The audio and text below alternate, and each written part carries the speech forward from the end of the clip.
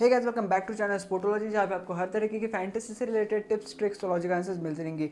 तो हम आ गए हैं आपके लिए लेके third video squad analysis series का, जिस सीरीज़ में हम बात करते हैं आईपीएल की टीम्स के स्क्वाड के बारे में। पूरी इन डेप्थ एनालिसिस होता है, उसमें हम A to Z सारी जानकारी, सारी बातें करते हैं। और इस वीडियो में हम बात करने वाले हैं रॉयल चैलेंजर्स बैंगलोर के स्क्वाड के बारे में। तो पहली चीज़, वीडियो का एनालिसिस स्टार्ट करने से पहले पहली चीज़, प्लीज़ जाके इंट्रोडक्टरी वीडियो, आईपीएल का इंट्रोडक्टरी वीडियो अपलोड कर रखा है मैंने अपने यूट्यूब चैनल पे, जाके पहले वो देख लीजिएगा। लिंक नीचे मैं डिस्क्रिप्शन में डाल दूंगा, या फिर यूट्यूब चैनल में जाके सर्च कर सकते हो आप इंट्रोडक्टरी वीडियो, आप पहुंच जाओगे उस वीडियो पे। अब वो देखना क्यों इंपॉर्टेंट है, क्योंकि उसमें सारी चीज़ें हमने कवर कर रखी है आईपीएल से रिलेटेड। क्या नई चीज़ें हैं, क्या नए वेन्यूज़ है, कौन कौन से वेन्यूज़ है, उन वेन्यूज़ को पूरी इनडेप्थली हमने एनालाइज किया। कौन से वेन्यूज़ की पिच कैसी परफॉर्म करती है, कहाँ पे आपको स्पिन बॉलर्स फेवर मिलेंगे, कहाँ पे पेसर्स फेवर मिलेगी पिच, कहाँ पे आपको फर्स्ट बैटिंग करना अच्छा रहेगा, कहाँ पे सेकंड बैटिंग करना अच्छा रहेगा, सारी चीज़ें हमने डिस्कस कर रखी है। तो वो जाके ज़रूर से पहले देख लीजिएगा, लिंक नीचे डिस्क्रिप्शन में डाल दूंगा, या फिर आप यूट्यूब चैनल पर जाके सर्च कर सकते हो। अब आते हैं एनालिसिस की तरफ रॉयल चैलेंजर्स बैंगलोर के स्क्वाड की। तो पहली चीज़, वीडियो स्टार्ट मतलब ये आईपीएल स्टार्ट होने से पहले ही मैं बता दूं कि मेरे लिए आरसीबी इस सीज़न डार्क हॉर्सेस है। मुझे लगता है कि ये सीज़न अच्छा कर सकती है आरसीबी, और सिर्फ क्वालिफाई नहीं तो हो सकता है अपना मेडन कप उठा सकती है। अब मैं ऐसा क्यों बोल रहा हूँ, आपको ये आगे नीचे पता चल जाएगा। कुछ वीकनेसेस है, बट वो वीकनेसेस अजम्पशनल वीकनेसेस कह सकते हो आप, अजम्पशनल वीकनेसेस कह सकते हो आप उसे, कि भाई वो वीकनेसेस ओवरकम की जा सकती है। देखते हैं आगे, आपको समझ आएगा मैं ऐसा क्यों बोल रहा हूँ। तो पहली चीज़, टेलीग्राम चैनल ज्वाइन करना बेहद ज़रूरी है। टेलीग्राम चैनल ज्वाइन कीजिएगा, लिंक नीचे डिस्क्रिप्शन में, या फिर @स्पोर्टोलॉजी अगर आप सर्च करोगे टेलीग्राम पे जाके तो भी पहुंच जाओगे हमारे टेलीग्राम चैनल पे। Final team, final update, final lineup, सारी चीज़ें वहीं पे आती है। कंटेंट रिलेटेड अपडेट्स की कौन सी चीज़ें यूट्यूब पे कवर होंगी, कौन सी एक्सक्लूसिवली टेलीग्राम पे कवर होंगी, वो सारी अपडेट्स भी वहीं पे आती है। और जो एक्सक्लूसिव चीज़ें हैं, जैसे की ऑब्जर्वेशन वाला सेक्शन, वो सारी चीज़ें भी टेलीग्राम पे ही आती है। तो ज्वाइन करना मत भूलिएगा, लिंक नीचे डिस्क्रिप्शन में है। ठीक है, अब आते हैं हेड कोच के ऊपर। तो आरसीबी के हेड कोच है सिमन कैरिच, जो कि ऑस्ट्रेलियन क्रिकेटिंग टीम के भी हेड कोच रह चुके हैं। वह कैप्टन है विराट कोहली, इंडियन टीम के कैप्टन, और आरसीबी के कैप्टन विराट कोहली, जो कि मॉडर्न मास्टर आप कहते हैं इन्हें। और भाई क्या परफॉर्मेंस रहता है हर सीज़न इनका। टीम अच्छा नहीं करती, बट एक खुद मतलब जो पर्सनल रिकॉर्ड है यार विराट कोहली का आईपीएल में, वो गजब रहता है हमेशा, और इस सीज़न भी उनसे यही उम्मीद रहेगी। वाइस कैप्टन है एबी डिविलियर्स। ये तो जोड़ी है ना आरसीबी की, विराट कोहली और एबी डिविलियर्स, मॉडर्न मास्टर और क्रिकेटिंग जीनियस। ये दोनों जोड़ी ही है जो आरसीबी को ऊपर लेके जाती है। बस थोड़ा सा सपोर्ट की ज़रूरत रहती है हमेशा, जो कि मिलती नहीं उनको बॉलिंग सेक्शन की तरफ से। अगर वो बॉलिंग सेक्शन की तरफ से उनको सपोर्ट मिल जाए तो ये दोनों आरसीबी की नैया पार करा सकते हैं, और मुझे लगता है इस सीज़न उनको वो सपोर्ट मिल सकता है। प्लस बैटिंग में भी बहुत सारे प्लेयर हैं जो आपको आग लगाते हुए दिख सकते हैं इस सीज़न, उनकी भी बातें की जाएंगी इस वीडियो में। विनिंग ईयर्स की बात करें तो अभी तक कोई भी ट्रॉफी नहीं जीत पाई है आरसीबी बहुत, हाँ, बट रनर अप्स और क्वालिफाई हो चुकी है पहले भी प्लेऑफ्स में, देखते हैं उसमें। तो अभी तक 3 बार रनर अप आई है, मतलब फाइनल में हारी है आरसीबी। 2009, 2011, 2016 में क्वालिफाई 2 बार कर चुकी है, और सिर्फ क्वालिफाई 2 बार चुकी है 2010 और 2015 में। मतलब पिछले 12 सीजन में सिर्फ 5 ही बार वो प्लेऑफ्स में क्वालिफाई कर सकी है आरसीबी। तो इस सीज़न चाहेगी कि क्वालिफाई करके अपना मेडन कप उठाए। मेन ग्राउंड की बात करें, अब ये मेन ग्राउंड मतलब क्या कि हर एक टीम का एक ऐसा ग्राउंड है जहाँ पे उसके 5 से ज़्यादा मैचेस है, 5 या 6 से ज़्यादा मैचेस है। तो आरसीबी का मेन ग्राउंड यहाँ पे दुबई इंटरनेशनल क्रिकेट स्टेडियम है, जिसमें उनके 7 मैचेस होने हैं। और इस स्टेडियम का पूरी तरीके से एनालिसिस हमने अपने इंट्रोडक्टरी वीडियो में कर रखा है, जिसका लिंक नीचे डिस्क्रिप्शन में मिल जाएगा आपको, या फिर आप यूट्यूब चैनल पे जाके सर्च कर सकते हो। ठीक है, अब आते हैं स्क्वाड एनालिसिस पे। तो पहली बात कर लेते हैं विकेट कीपर्स की। तो देखो, आपको विकेट कीपिंग सेक्शन में एबी डिविलियर्स, पार्थिव पटेल या जॉश फिलिपे मिलेंगे। अब एबी डिविलियर्स आपको मोस्टली बैटिंग सेक्शन में ही दिखेंगे, बट ये कभी कभी कीपिंग भी कर लेते हैं, ये ध्यान रखने वाली बात है। पार्थिव पटेल आपको याद ही होंगे, ओपनिंग पे आते हैं, आप पिछले सीजन आरसीबी के लिए ओपन भी कर चुके हैं, और अच्छे खासे परफॉर्मर है। जॉश फिलिपी, अब इस प्लेयर के बारे में किसी को नहीं पता, मतलब as a fan, cricketing fan, किसी को नहीं पता क्योंकि ये फर्स्ट टाइम आईपीएल खेल रहे हैं, बट ऑस्ट्रेलियन प्लेयर है, यंग टैलेंट है, एक्साइटिंग टैलेंट है।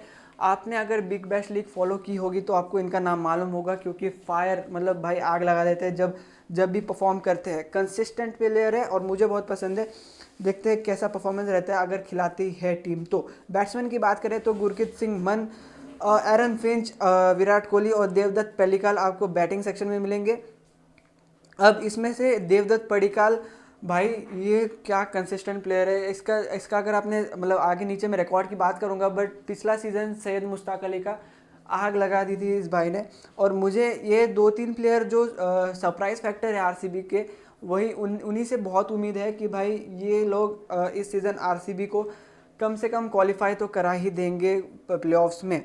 ठीक है, अब ऑलराउंडर्स की बात करें तो ऑलराउंडर्स में आपको मोइन अली दिखेंगे, पवन देशपांडे दिखेंगे, फिर शिवम दुबे, इसरू उडाना, वाशिंगटन सुंदर और क्रिस मॉरिस आपको ऑलराउंडर सेक्शन में मिलेंगे। फिर बॉलिंग सेक्शन की बात करें तो युजवेंद्र चहल, मोहम्मद सिराज, पवन नेगी, शाहबाज खान, शाहबाज अहमद, नवदीप सैनी, डेल स्टेन, उमेश यादव और एडम जैम्पा आपको बॉलिंग सेक्शन में मिलेंगे। अब इनमें से एरन फिंच और एडम जैम्पा आप सभी को मालूम है इंग्लैंड वर्सेस ऑस्ट्रेलिया के सीरीज़ में बिजी है, और जैसे ही वो आते हैं उनको 6 दिन का क्वारंटाइन मैंडेटरी है। तो स्टार्टिंग के मैचेस में ये दोनों ही आपको खेलते हुए नहीं दिखेंगे। बाकी के प्लेयर्स ऑलमोस्ट सभी पहुंच चुके हैं और आपको फर्स्ट मैच में स्टार्ट करते हुए दिख सकते हैं। ठीक है, अब सारे प्लेयर्स के सामने मैंने लिख दिया कि वो कौन सी तरीके की बैटिंग या बॉलिंग करते हैं, तो वो चाहे तो आप पॉज करके देख सकते हो कि कौन क्या करता है। हाईएस्ट स्कोरर, अब पिछले सीज़न की थोड़ी बहुत बातें कर लेते हैं। हाईएस्ट स्कोरर की बात करें तो पिछले सीज़न विराट कोहली आरसीबी की तरफ से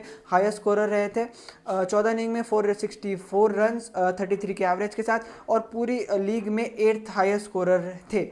AB de Villiers second highest scorer थे आरसीबी के लिए पिछले सीज़न, 13 इनिंग में 442 रन, एवरेज 44 के साथ, और 11th हाईएस्ट लीग स्टेज के 11th हाईएस्ट स्कोरर थे पूरी लीग में। Parthiv Patel third highest scorer 14 innings में 373 रन्स 26 के एवरेज के साथ, और 21st हाईएस्ट थे पूरे लीग में। और Moeen Ali fourth highest scorer थे आरसीबी के लिए 10 इनिंग में 220 रन 27 के एवरेज के हिसाब से, और 35th हाईएस्ट स्कोरर थे पूरी लीग में। अब एक दिक्कत देखने वाली इधर से ही पता चल जाती है आपको कि पिछले सीजन आरसीबी ने अच्छा क्यों नहीं किया। इनके सिर्फ 2 बैट्समैन ही हैं जो टॉप 20 में आते हैं हाईएस्ट स्कोरर की लिस्ट में, बाकी सब आपको 20 के नीचे दिखेंगे। मतलब सिर्फ 2 बैट्समैन, और जो थर्ड बैट्समैन है वो भी टॉप ऑर्डर का ही बैट्समैन है। मतलब सिर्फ ये इन टॉप 3 की तरफ से ही रन स्कोर हुए एक तरीके से, बाकी की तरफ से बाकी के कोई भी प्लेयर परफॉर्म नहीं कर पाए थे एज अ बैट्समैन, जो कि एक बहुत ही बड़ा डिसएडवांटेज था आरसीबी का पिछले सीजन। बट इस सीजन कुछ बैट्समैन है जो आपको अच्छे परफॉर्म करते हुए दिख सकते हैं, उनकी मैं आगे बात करूंगा।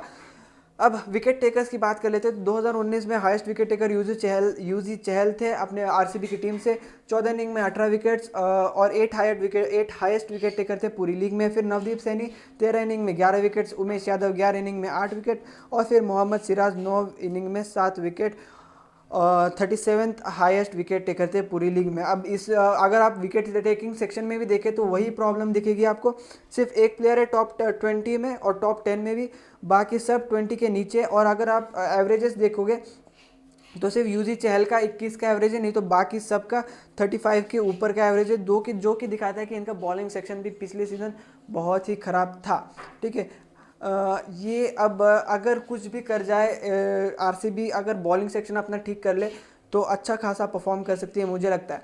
तो देखते हैं इस सीज़न क्या होता है। प्रोबेबल 11 की बात कर ले तो देखो, ये आरसीबी एक ऐसी टीम है जिसका प्रोबेबल 11 प्रेडिक्ट करना थोड़ा मुश्किल था मुझे, क्योंकि बहुत सारे चेंजेस थे पूरी टीम में। तो ये अभी प्रोबेबल 11 है, कंफर्म लाइनअप नहीं है ये, तो देखते हैं क्या होती है कंफर्म लाइनअप। अभी के लिए पार्थिव पटेल, विराट कोहली आपको ओपनिंग करते हुए दिखेंगे। अभी यहाँ पे लोग बोलेंगे कि एरन फिंच भी ओपनिंग करते हैं, बट एरन फिंच स्टार्टिंग के मैचेस में नहीं रहेंगे क्योंकि क्वारंटाइन मैंडेटरी है 6 दिन का, तो देखते हैं क्या होता है। तो अभी के लिए पार्थिव पटेल, विराट कोहली ओपनिंग करते हुए दिखेंगे, देवदत्त पडिक्कल 1 डाउन, फिर AB de Villiers, Shivam Dube, Chris Morris, Washington Sundar, Isuru Udana, Yuzi Chahal, Dale Steyn, Umesh Yadav. अब इसमें नवदीप सैनी मिस हो गए मेरे से, देखते हैं किसकी जगह खिलाते हैं नवदीप सैनी को। हिडन प्लेयर्स की बात करें जो इस सीज़न सरप्राइज फैक्टर रहने वाले आरसीबी के टीम से बहुत सारे सरप्राइज फैक्टर है। मुझे लगता है इन सरप्राइज फैक्टर में से एक या दो प्लेयर्स होने वाले हैं जो आरसीबी को मतलब प्लेऑफ्स के लिए क्वालिफाई करा सकते हैं। पहले surprise factor Joshua Philippe, Australian player है, यंग टैलेंट, एक्साइटिंग टैलेंट और भाई बहुत एग्रेसिव प्लेयर है। Right handed batsman wicket keeper section में मिलेंगे आपको। अगर बिग बैश लीग का ये परफॉर्मेंस बिग बैश लीग का है पिछले सीजन का, 32 इनिंग्स में 798 रन एवरेज 33 के एवरेज के साथ। और रिसेंट मैचेस का स्कोर देखोगे तो 52, 34, 61, 52, 10, 8, 6, 83, 33। मतलब आपको यहाँ पे परफॉर्मेंस देख रहे हो, ये 50 ऑलमोस्ट हर मैच में स्टार्ट है। इन 3 मैच में अगर छोड़ो, इन 3 मैच को छोड़ो तो ऑलमोस्ट हर मैच में परफॉर्मेंस है इस भाई का। और बहुत ही एग्रेसिव प्लेयर है, मुझे बहुत पसंद आते हैं। अगर आपको बिग बैश लीग आपने कवर किया होगा या फॉलो किया होगा तो इनका नाम ज़रूर सुना होगा आपने। फिर आते देवदत्त पडिक्कल। देखो इस सीज़न आरसीबी के लिए डार्क हॉर्स यही है देवदत्त पडिक्कल, और इन्हीं को संभालनी है कमान। मुझे लगता है फर्स्ट मैच में आपको खेलते हुए दिख जाएंगे देवदत्त पडिक्कल। क्योंकि इनकी चर्चा इतनी क्यों है, क्योंकि पिछला सीजन सैयद मुश्ताक अली का क्या गजब खेला इस भाई ने।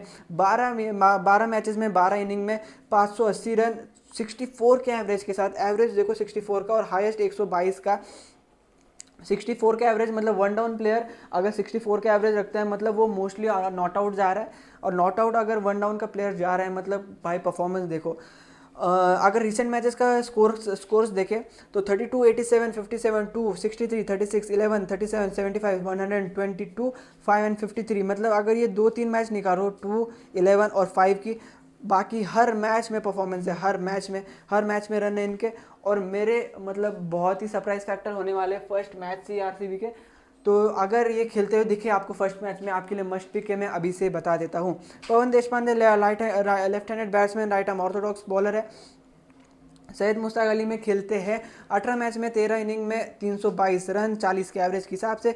मिडल ऑर्डर में खेलते हुए दिखेंगे आपको, बहुत मोस्टली नॉट आउट जाते हैं इसलिए 40 का एवरेज है। रिसेंट परफॉर्मेंस ठीक ठाक रहा है, कुछ खास लगते नहीं मुझे कि इनको चांस मिलेगा। वैसे ही इनके अगर मैं आगे नीचे बात करूंगा कि आरसीबी की प्लेइंग 11 में बहुत दिक्कत आने वाली है, वो मैं आपको नीचे बताऊंगा क्यों। इसरू उदाना देखो ये श्रीलंकन प्लेयर है, आपको मालूम होगा इसरू उदाना मोस्टली, बट इनका रिकॉर्ड इनके ऊपर नज़र नहीं है मोस्टली लोगों की। बट ये एक ऐसे प्लेयर है जो डेथ बॉलिंग संभाल सकते हैं इस सीज़न आरसीबी के, और मुझे इन्हीं से उम्मीद है कि अगर डेथ बॉलिंग संभालते हैं तो ये इस रोज़ाना तो आरसीबी अच्छा कर सकती है।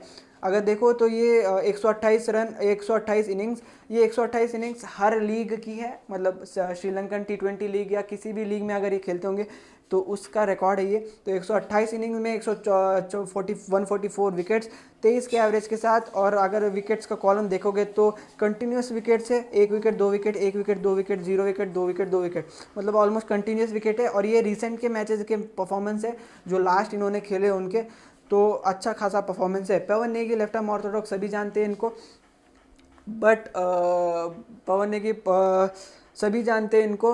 परफॉर्मेंस ठीक ठाक रहा है इस साल सैयद मुश्ताक अली में, बट मुझे नहीं लगता मोस्टली आपको स्टार्टिंग के मैचेस में खेलते हुए दिखेंगे। ठीक है, फिर शाहबाज अहमद का भी वैसे ही हाल है, लेफ्ट आर्म ऑर्थोडॉक्स। परफॉर्मेंस गजब रहा है इस सीज़न सैयद मुश्ताक अली में, बट किसकी जगह खिलाते हैं वो देखने वाली बात है। स्टार्टिंग के इनिशियल डेज में मैं इनको नहीं देखता हूँ अपनी प्लेइंग 11 में। ठीक है, तो ये सारे सरप्राइज फैक्टर है, आपको सरप्राइज फैक्टर है। अब जब भी आपको आरसीबी की मैच होती है और इनमें से कोई प्लेयर खेलते हुए दिखता है तो आपको स्ट्रेट अवे इस वीडियो पे आना है और इनके रिकॉर्ड्स देखने हैं, और उस हिसाब से आपको डिसाइड करना है इस प्लेयर को पिक करना है या नहीं अपनी प्लेइंग 11 में, फैंटेसी प्लेइंग 11 में। अब आते हैं स्ट्रेंथ एंड वीकनेसेस पे, पॉजिटिव पॉइंट्स और नेगेटिव पॉइंट्स पे आरसीबी की। ठीक है, तो पॉजिटिव पॉइंट्स देख लेते हैं। तो पहली चीज़, बहुत सारे सरप्राइज फैक्टर है, बहुत सारे यंग टैलेंट है, एक्साइटिंग टैलेंट है आरसीबी के स्क्वाड में। वो जोशुआ फिलिप हो, देवदत्त पडिक्कल हो, पवन देशपांडे हो। ठीक है, तो बहुत सारे यंग प्लेयर्स हैं जो कि परफॉर्म करने के लिए उत्सुक हैं, और मुझे लगता है इन यंग प्लेयर्स में से 1-2 प्लेयर्स आपको एक हायर स्कोरर में दिखेंगे।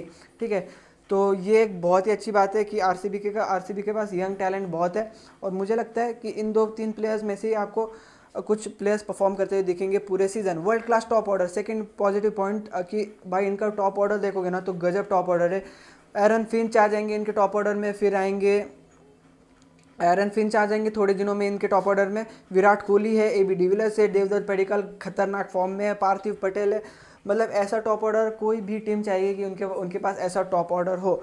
तो ये एक इनका पॉजिटिव पॉइंट है। तीसरा पॉजिटिव पॉइंट की बात करें तो presence of Virat Kohli, ABD, modern master, cricketing genius दोनों ही इनके पास है।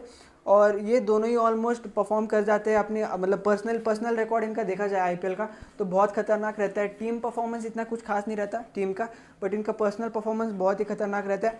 सपोर्ट मिल जाए जो कि इस साल मुझे लगता है मिलेगा इनकी बॉलिंग और बॉलिंग सेक्शन से, अगर वो सपोर्ट मिल जाए तो ये टीम अच्छा कर सकती है। पिछले सीज़न इन्होंने 200, 250, 220 ऐसे भी स्कोर बनाए हैं, बट इनकी बॉलिंग वीक थी जिसकी वजह से वो स्कोर चेज हो गया। तो अगर इनकी बॉलिंग अच्छी खासी परफॉर्म करती है तो मुझे नहीं लगता इनको कोई रोक पाएगा प्लेऑफ्स क्वालिफाई करने के लिए।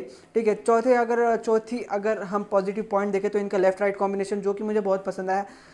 देखो left right left right left right left right, मतलब ऑलमोस्ट अबाउट इनकी बैटिंग डेप्थ तक 8 नंबर 9 नंबर बैटिंग तक इनका लेफ्ट राइट कॉम्बिनेशन है, जो कि एक आइडियल कॉम्बिनेशन है किसी भी टीम के लिए, जो कि अभी तक बहुत सारे बॉलर्स को तंग करता है। और मुझे लगता है ये चीज़ बहुत सारे बॉलर को आरसीबी के अगेंस्ट बॉलिंग करते हुए तंग करने वाली है।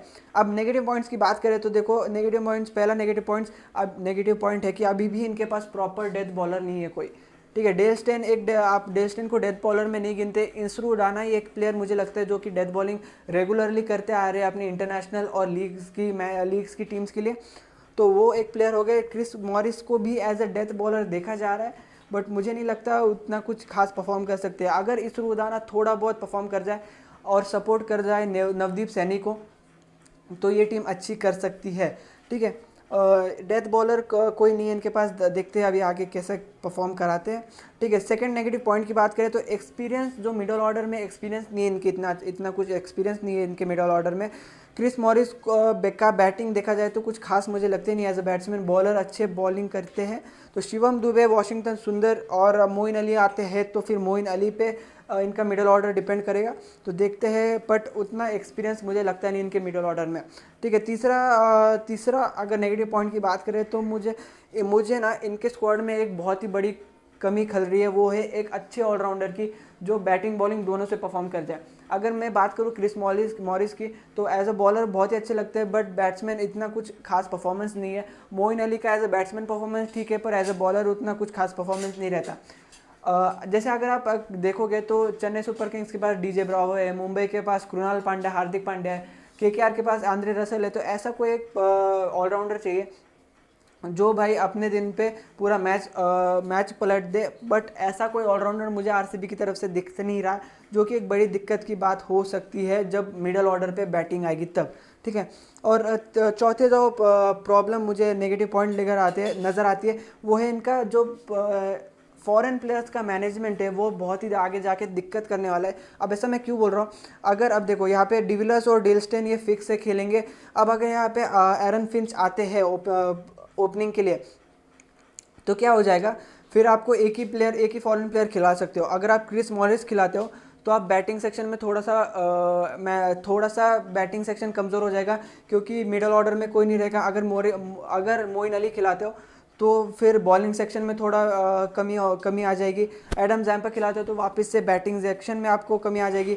और एडम जैम्पा खिलाने चाहिए कुछ भी हो जाए, क्योंकि पिचेस उनको सपोर्ट करेगी, आगे जाके स्पिनर्स को बहुत हेल्प करेंगे, और राइट आर्म लेग स्पिनर है, हमेशा विकेट्स लेते ही हैं। तो ये चीज़ देखते हैं अभी कैसे मैनेज करती है आरसीबी। अब जो मैं बोल रहा था कि ये नेगेटिव पॉइंट्स अजम्पशनल नेगेटिव पॉइंट्स है, ये पॉइंट्स आगे जाके मतलब ओवरकम भी कर सकती है आरसीबी। अगर देखो एग्जांपल लूँ, इसरो दाना अच्छा परफॉर्म कर जाते हैं तो फिर उनका डेथ बॉलिंग का नेगेटिव पॉइंट कवर हो जाएगा। अगर उनके शिवम दुबे और क्रिस मॉरिस या मोइन अली अच्छा परफॉर्म कर जाते हैं तो मिडल ऑर्डर का सेक्शन भी उनका अच्छा परफॉर्म कर रहे हैं एक तरीके से, वो भी नेगेटिव पॉइंट उनका ओवरकम हो जाएगा। ठीक है, क्रिस मॉरिस, मोइन अली, इनमें से कोई शिवम दुबे अगर अच्छा परफॉर्म कर रहे हैं तो ऑलराउंडर वाला सेक्शन भी कवर हो जाएगा। और फिर प्रॉपर अगर ये सारी चीज़ें ऊपर की कवर हो रही है तो फिर नीचे एडम जैम्पा या इसरू डाना का अगर खिलाते हैं तो फिर उनका जो प्रॉपर फॉरेन मैनेजमेंट है वो भी हो जाए, फॉरेन प्लेयर का मैनेजमेंट है वो भी कवर हो जाएगा, मुझे ऐसा लगता है। तो ये अजम्पशनल नेगेटिव पॉइंट से जब इनका जो फर्स्ट मैच हो जाएगा, पहले 2-3 मैच हो जाएंगे, उससे पता चल जाएगा कि इनमें क्या कमियां हैं या नहीं। तो वो देखने वाली बात होगी। अगर ये सारी नेगेटिव पॉइंट्स को ओवरकम कर जाती है आरसीबी, तो मुझे नहीं लगता कि प्लेऑफ्स, कम से कम प्लेऑफ्स तो क्वालिफाई कर ही देगी, ऐसा मेरा मानना है। बट अगर पर्सनल मेरा ओपिनियन है, तो अगर पर्सनल ओपिनियन की बात करूँ तो मुझे लगता है कि इस सीज़न अपना मेडन कप उठा सकती है आरसीबी, ऐसा मेरा मानना है। देखते क्या होता है। तो आज के लिए बस इतना ही, मिलते हैं अगले वीडियो में। टेलीग्राम चैनल ज्वाइन कर लीजिएगा, क्योंकि final team, final update, final lineup, सारी चीज़ें वहीं पे आती है। और जो कंटेंट रिलेटेड अपडेट्स है वो भी वहीं पे ही आती है। तो ज्वाइन कर लीजिएगा टेलीग्राम चैनल, लिंक नीचे डिस्क्रिप्शन पे है, तो यहाँ से ज्वाइन कर लीजिएगा आप। तो आज के लिए बस इतना ही, मिलते हैं अगले वीडियो में। Good bye.